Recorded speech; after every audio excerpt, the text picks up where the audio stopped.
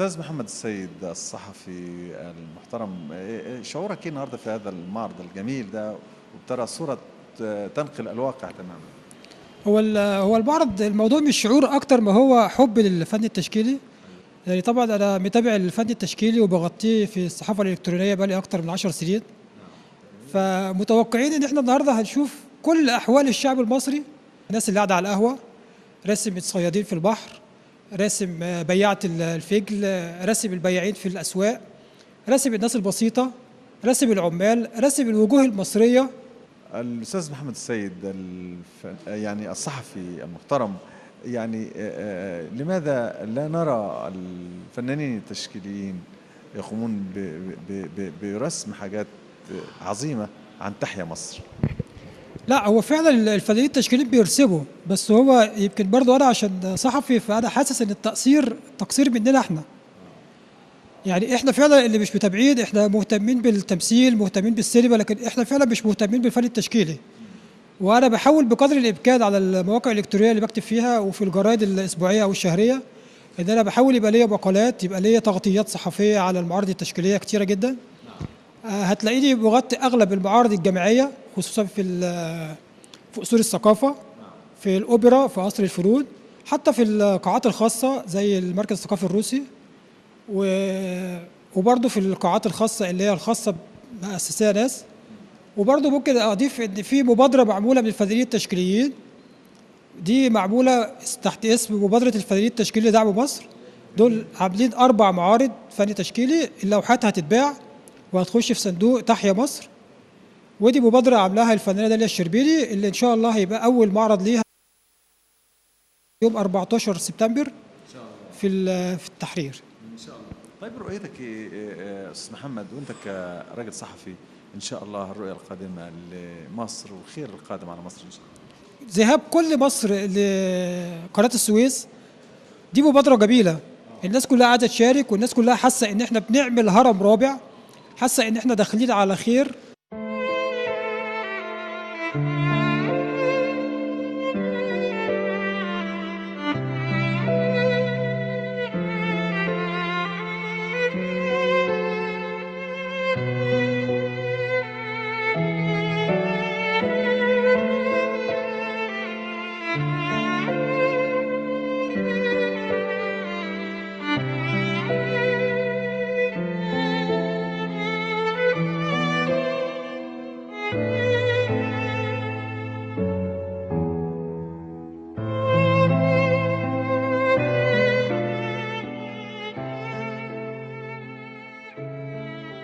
المرحلة القادمة يا أستاذ شعبان، مرحلة تعلم لغة الآخر، لأن احنا أصبحنا في زمن عولمة نعيشها، وإحنا في مركب واحدة كلنا، لابد أن نتعلم السباحة جميعا.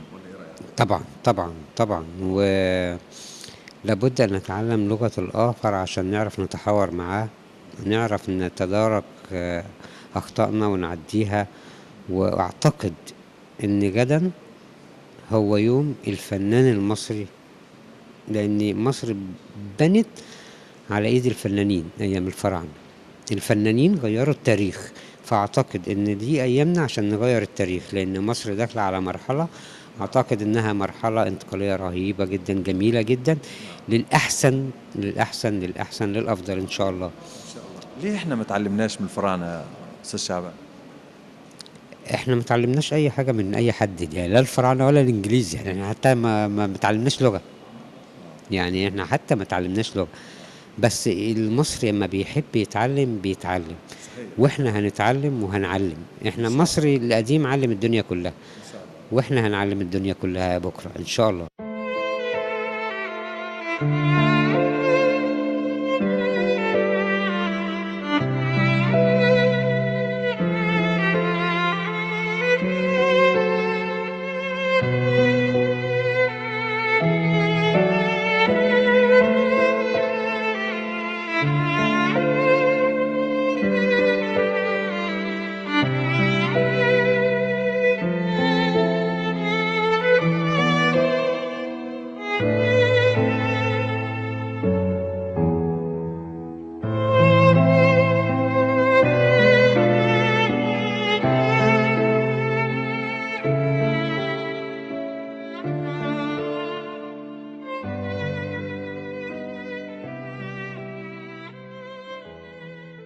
الأستاذ محمود الببلاوي المشرف العام على المركز الثقافي هنا والمعرض التي تقام في المعرض الثقافي الروسي، أهلا بك. اهلا بحضرتك يا فندم، اهلا بيك. محمود، النهارده تقول ايه الأستاذ شعبان عيد وهذا التعبير الصادق من ابن من أبناء مصر؟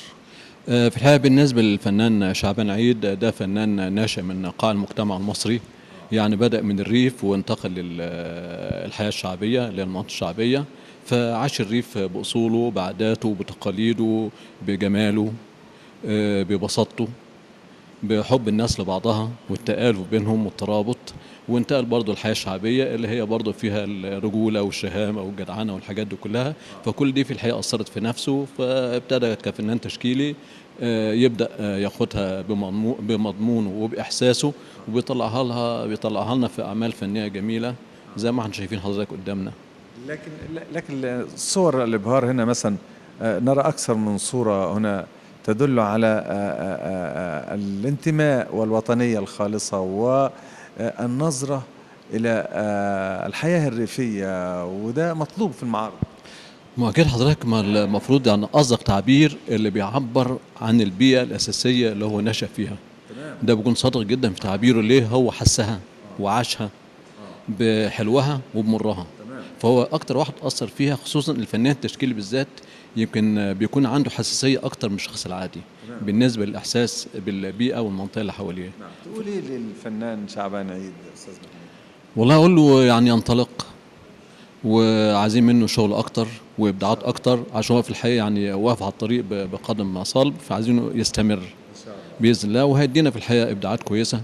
وشعبان عيد أنا متفائل بيه في الحقيقة، بالرغم إنه هو يعني فنان يعني مكافح كتير قوي عشان يوصل للمستوى اللي وصل له، فباذن الله هيستمر كفاحه ويوصل لمستوى احسن، وده هو المصري الاصيل في الحقيقه اللي احنا عايزينه، المصري اللي هو يكافح ويناضل ويثبت وجوده في سبيل ان هو يعني يكون موجود في بلده ويخدم فيها ويعز بلده وبلده تعزه ويحب بلده وبلده تحبه، ده المصري اللي احنا عايزينه في الحقيقه.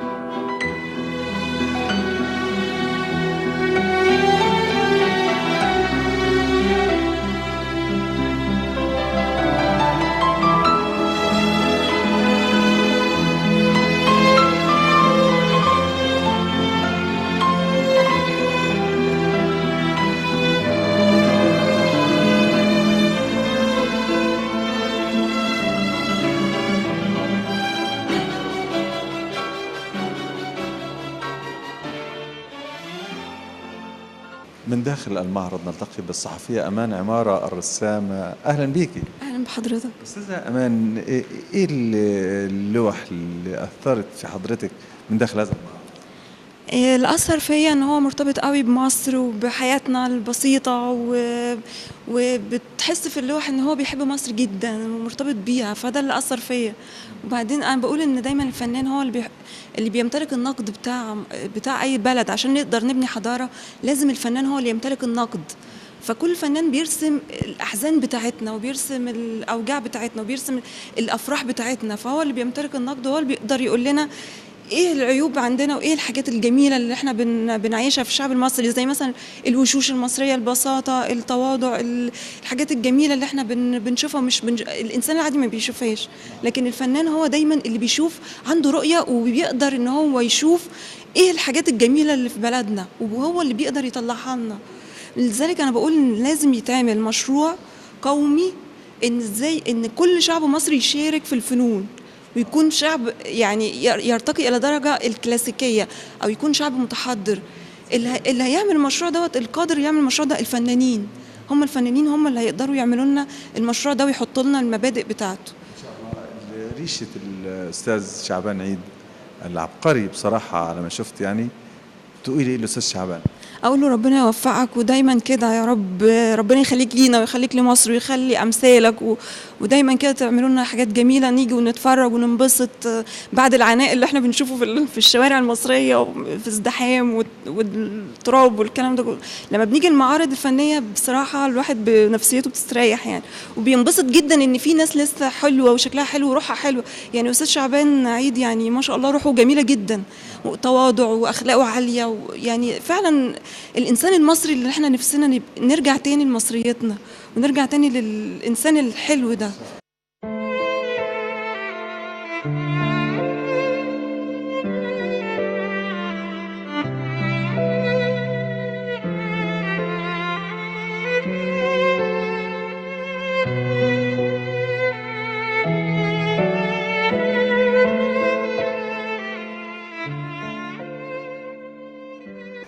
اهلا بيك يا فندم. اهلا بحضرتك. حضرتك النهارده في المعرض، ايه الواقع الجميل اللي حضرتك اضفتيه يعني ثقافتك الفنيه من خلال المعرض اللي انت فيه النهارده؟ والله هو احلى حاجه فيه البيئه المصريه جميله جدا، واخد بالك، وشغل يعني اكتر من رائع، الوان قويه، الضوء باين في اللوحات، حلو. اكيد طبعا، اكيد فنان موهوب يعني. الابداعات اللي حضرتك شايفاها، الست الفلاحه البسيطه والطفل اللي قاعد على الشط، والراجل البسيط اللي رايح الغيط كده عشان يجيب الاكل لعياله، ايه رايك في المشاعر الحلوه؟ مش هي دي مصر؟ هي دي مصر. ما هو بص، عشان يشوف الحاجات دي كلها لازم ينزل الشارع، وده احلى حاجه انه الرسام ان هو ينزل قاع المجتمع، لانه الرسام ده اللي بيقعد يبص على صور ويرسم ده ما بعتبروش فنان. الفنان هو اللي بينزل الشارع يعيش الواقع، لازم طبعا ويحس بيه.